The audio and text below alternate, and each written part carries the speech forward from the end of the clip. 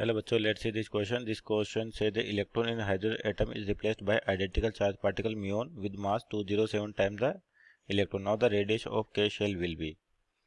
तो आपके पास बेसिकली यहाँ पर बात करें तो की कॉन्सेप्ट क्या है कि बोर एटॉमिक मॉडल आपके पास है।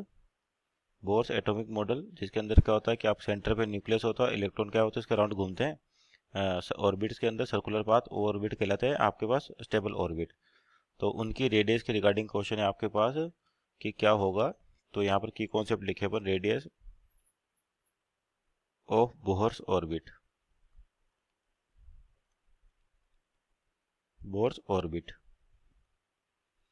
तो कैसे होता है बेसिकली देखिए इसको, जैसे जनरल आपके पास सेंटर पे न्यूक्लियस हो गया और इलेक्ट्रॉन क्या होता है इसके अराउंड घूमता है ऐसे, और किन ऑर्बिट पे घूमता है, स्टेबल ऑर्बिट पे।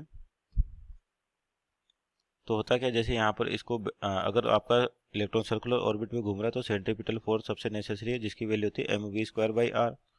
तो यहाँ पर ये फोर्स कौन प्रोवाइड करता है, इलेक्ट्रॉन और जो न्यूक्लियस, इन दोनों के बीच में लगने वाला इलेक्ट्रोस्टैटिक फोर्स।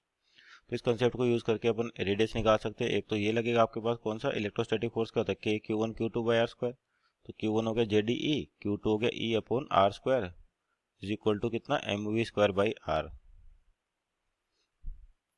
और आपका यहाँ पर ये जो ऑर्बिट इनका जो एंगुलर मोमेंटम होता है mvr, ये क्या होता है इंटीग्रल मल्टीपल होता है h/2π का, जिसको nh/2π लिखे हैं।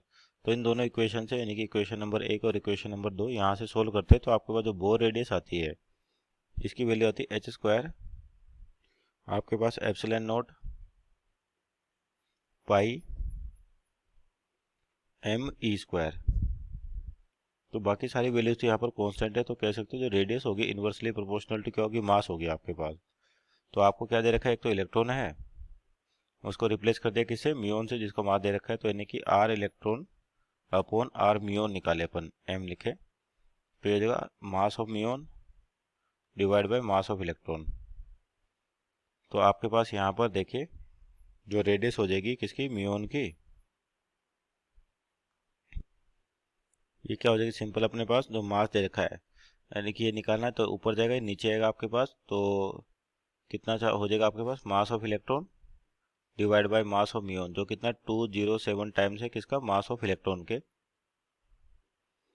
Into radius of electron. और यहाँ पे देखिए कौन सा शेल दे रखा है, के शेल दे रखा है। के का मतलब क्या होता है आपके पास, जो के शेल है इसके लिए n इक्वल टू क्या होता है 1, यानी कि ग्राउंड स्टेट आपके पास। तो ये ग्राउंड स्टेट पे आपको रेडियस जो होती है 5.29 इंटू 10⁻11। तो यहाँ पर ये तो कैंसिल आउट हो गया, और आर ई के शेल के लिए कितना 5.29 इंटू 10⁻11 मीटर की टर्म्स में अपॉन 207। तो इसको सोल्व करें आपके लगभग आता है 2.55 इंटू 10⁻13 मीटर। और आपकी वैल्यू किस में देगी, एंगस्ट्रॉम में दे रखी है। तो अपन जानते हैं कि एंगस्ट्रॉम होता है 10⁻10। तो इसको थोड़ा रीअरेंज करके लिख सकते हैं 2.55 इंटू 10⁻3 इंटू 10⁻10 मीटर। तो आपका 10⁻10 मीटर क्या होगा, एंगस्ट्रॉम मीन्स आपकी जो रेडियस आ गई 2.55 इंटू 10⁻3 एंगस्ट्रॉम। तो यहाँ पर ऑप्शन चेक करें अपने पास, तो option number A that is 2.56 into 10⁻3 angstrom is our right answer. Hope you understood well, best of luck.